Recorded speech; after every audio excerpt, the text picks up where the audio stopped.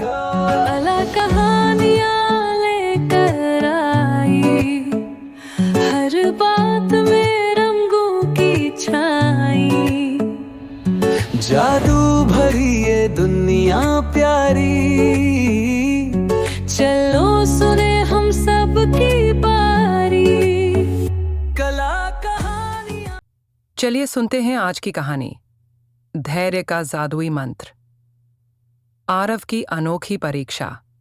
गहरे जंगल के बीच बसा था एक सुंदर सा गांव आनंदपुर। इस गांव में एक छोटा, चंचल और जिज्ञासु बालक रहता था जिसका नाम था आरव।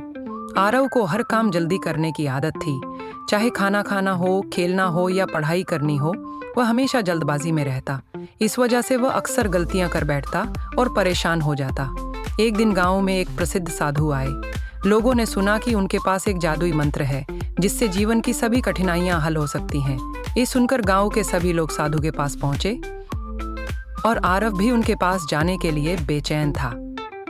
साधु ने सभी को संबोधित करते हुए कहा, यह मंत्र बहुत शक्तिशाली है, लेकिन इसे पाने के लिए धैर्य की परीक्षा देनी होगी। जो इस परीक्षा में सफल होगा वही इस मंत्र को प्राप्त कर सकेगा।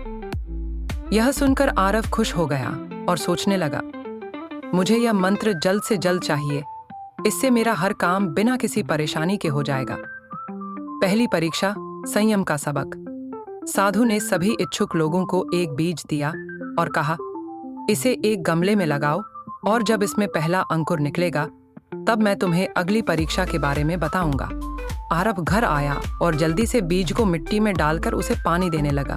वह हर घंटे गमले को देखता, लेकिन कोई अंकुर नहीं निकला। दूसरे दिन भी कोई अंकुर नहीं आया। आरव बेचैन हो गया और गुस्से में आकर बीज को मिट्टी से बाहर निकाल लिया। उसने सोचा कि शायद बीज खराब था। कुछ दिनों बाद उसने देखा कि उसके कुछ दोस्तों के गमलों में छोटे छोटे पौधे उगाए थे। तब उसे अपनी गलती का एहसास हुआ कि अगर उसने धैर्य रखा होता तो उसका भी बीज अंकुरित हो जाता। दूसरी परीक्षा, धैर्य की शक्ति। आरव ने दोबारा साधु के पास जाकर माफी मांगी और एक और मौका देने की विनती की।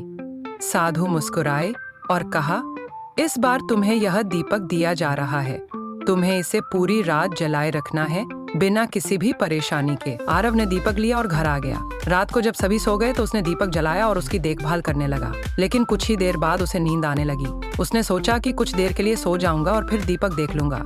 लेकिन जैसे ही उसकी आंख लगी, हवा के झोंके से दीपक बुझ गया। सुबह होते ही वह दौड़ता हुआ साधु के पास पहुंचा और सारी बात बता दी। साधु ने मुस्कुराकर कहा, धैर्य केवल इंतजार करने का नाम नहीं है, बल्कि अपने लक्ष्य पर ध्यान बनाए रखने का नाम है। तीसरी परीक्षा, सच्चे धैर्य की परीक्षा।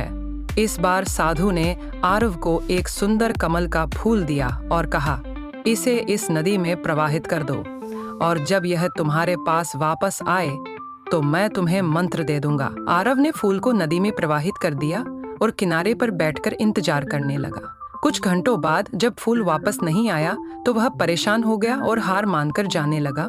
तभी उसने देखा कि नदी की धाराएं मुड़कर उस फूल को किनारे की ओर ले आईं। आरव को समझ आ गया कि हर चीज समय पर ही होती है, जल्दबाजी से कुछ नहीं मिलता। साधु ने मुस्कुराते हुए कहा, बधाई हो, तुमने धैर्य की सच्ची परीक्षा पास कर ली है। अब मैं तुम्हें वह मंत्र देता हूँ, धैर्य, समर्पण और निरंतरता ही सफलता की कुंजी है। आरव को जीवन का सबसे महत्वपूर्ण सबक मिल गया था। अब वह हर काम में धैर्य और समझदारी से काम लेने लगा। इस कहानी से हमें यह सीख मिलती है कि जीवन में हर चीज का एक सही समय होता है।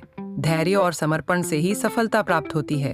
अगर आपको यह कहानी पसंद आई हो तो हमारे चैनल कला कहानियाँ को सब्सक्राइब करें, नोटिफिकेशन बेल दबाएं और इस कहानी को अपने दोस्तों के साथ शेयर करें।